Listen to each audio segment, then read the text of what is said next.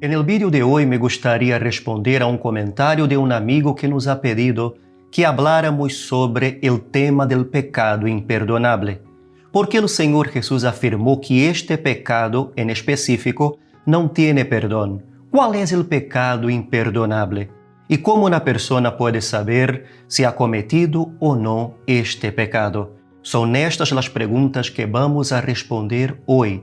Será un vídeo muy fuerte, muy interesante, que no lo puedes perder. Ya empezamos.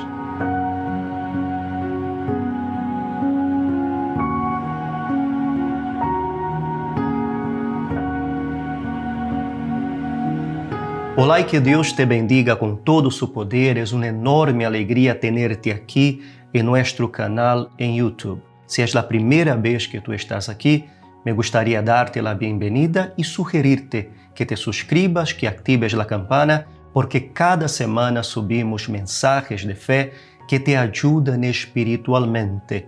Y si quieres apoyar este canal, déjanos tu like para que este mensaje pueda llegar a otras personas que también necesitan escuchar la palabra de Dios. Para que podamos entender este tema del pecado imperdonable, primero debemos entender el contexto en el cual el Señor Jesús habla acerca de este tema.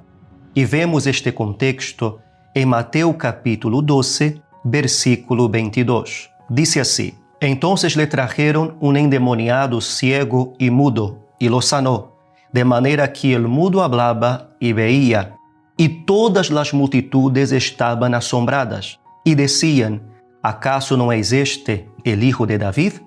Pero cuando los fariseos lo oyeron, dijeron: Este no expulsa los demonios, sino por Beelzebú, el príncipe de los demonios. Observe el contexto de esta palabra. Había un hombre que estaba atormentado por un espíritu maligno, y a causa de esta posesión maligna, este hombre no podía hablar y no podía ver. El Señor Jesús lo liberó de este mal, y aquel hombre empezó a hablar y empezó a ver, y esto asombró a las multitudes que reconocieron que Jesús era el Mesías que había sido profetizado. Pero los fariseos, que era el grupo religioso que tenía el poder en aquella época y que dominaba las masas, al ver que el Señor Jesús había hecho un milagro que ellos no podían negar, ellos envenenaron el corazón de aquella multitud, atribuyendo aquel milagro no a la obra del Espíritu Santo, sino a Beelzebú. ¿Quién era Beelzebú? La primera referencia a Beelzebú en la Biblia, o Baal-Zebú, su nombre en hebreo, es en el segundo libro de Reyes, en el capítulo 1. Dice así: Moab se rebeló contra Israel después de la muerte de Acab, y Ocosías se cayó por la celosía del aposento alto que tenía en Samaria, y se enfermó, y envió mensajeros a los que dijo: Id y consultad a Baal-Zebub, Dios de Ecrón, si he de sanar de esta enfermedad. Entonces el ángel del Señor dijo a Elías Tisbita: Sube al encuentro de los mensajeros del rey de Samaria y diles: ¿No hay acaso Dios en Israel para que vayas a consultar a Baal-Zebub, Dios de Ecrón? Así dice el Señor: No bajarás del lecho al que has subido, sino que ciertamente morirás.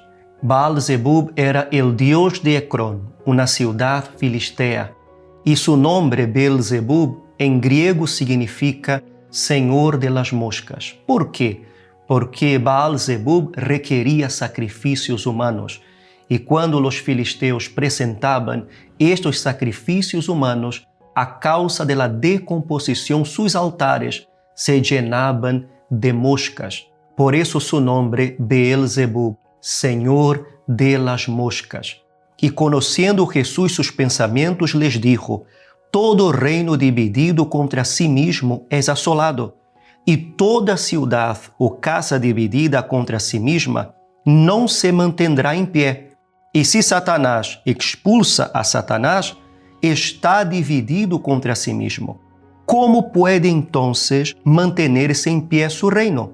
E o Senhor Jesus añadiu, no versículo número 30, el que não está comigo, está contra mim, e el que não recorre comigo, desparrama. Por isso os digo, todo pecado e blasfêmia será perdonado a los hombres, pero la blasfemia contra el Espírito não será perdonada. E a qualquer que diga uma palavra contra el Hijo del Hombre, se le perdonará. Pero al que hable contra el Espírito Santo, não se le perdonará, ni en este siglo, ni en el venidero. Ou seja, que o Senhor Jesus nos ensinou que de todos os pecados há pecado que não tiene perdão. E este pecado é o pecado de la blasfemia contra el Espírito Santo. Blasfemar contra el Espírito Santo é quando o Espírito Santo está haciendo una obra que es evidente en nuestra vida y delante de nuestros ojos.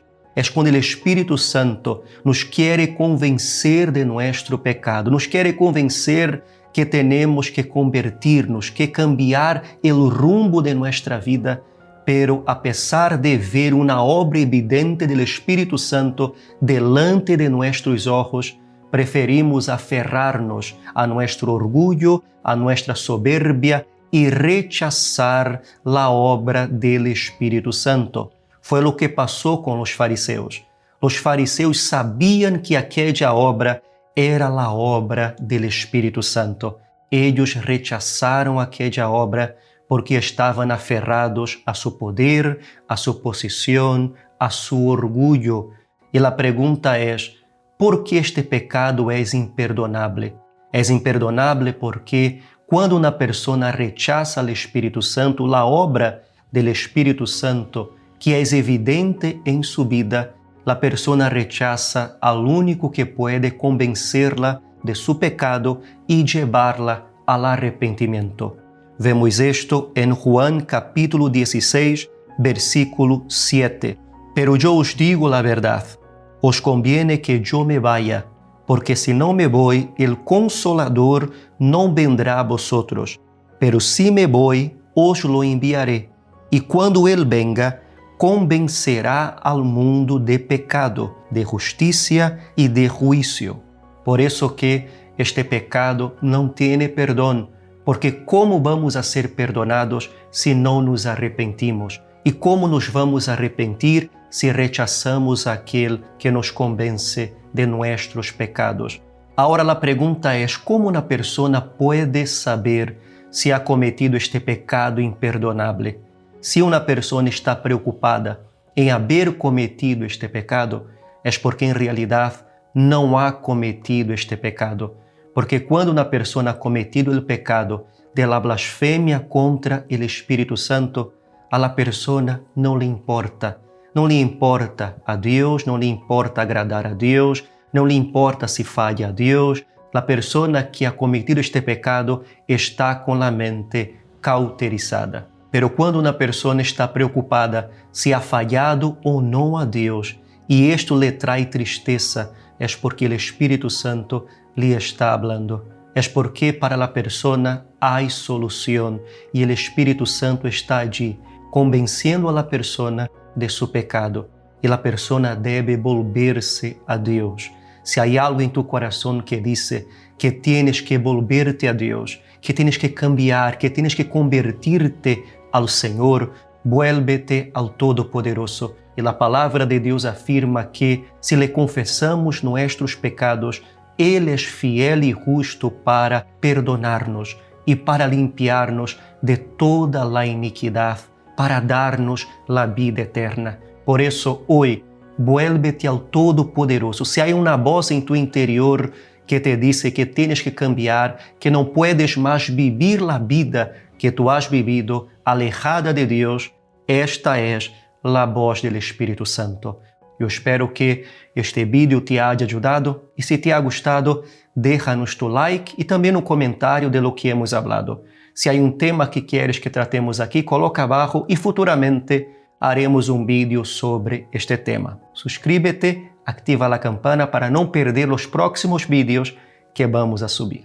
Que Deus te bendiga e nos vemos em um próximo vídeo.